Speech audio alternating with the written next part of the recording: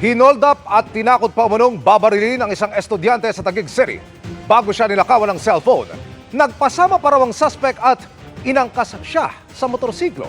Nahuli kami sa pagtutok ni Ian Cruz.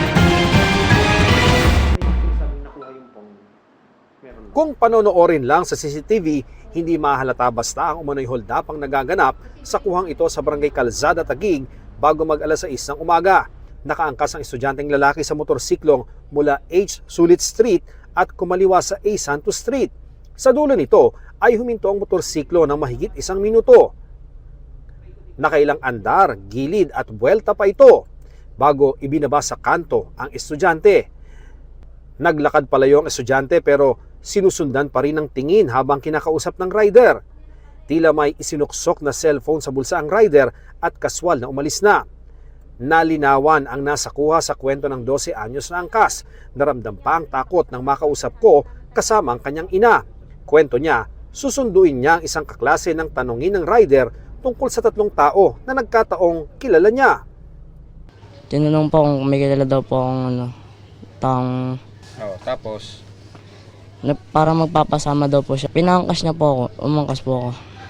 Sa kuha kung saan makikita ang matagal silang nakahinto, ay hiniram ng lalaki ang kanyang cellphone para padalhan ng mensahe ang hinahanap umanong tao.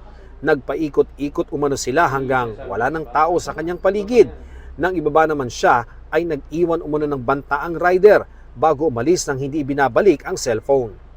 Binantaan po ako ng babarilin. Huwag daw po ako sisiko, babarilin daw po ako.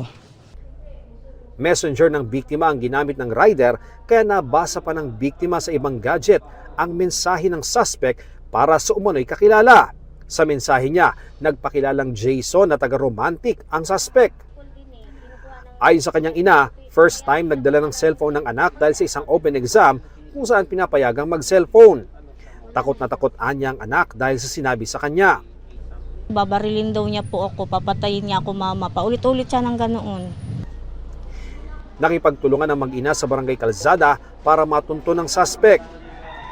Katulong ko po yung bawas i-refer namin sa CSWD para mabigyan ng ginagawang counseling. Opo. Sinamahan din ng barangay ang mag-ina para formal na makapagreklamo sa Taguig Police. Ang kapal naman ng mukha mo, tsaka kung may konsensya ka pa, pakibalik yung cellphone. 2 days pa lang nahawakan ng anak ko yun. Kung sa bagay, kung hindi mo man yun ibalik, hindi mo rin magagamit yun dahil ipapablock namin mismo. Para sa GMA Integrated News, Ian Cruz nakatutok, 24 oras.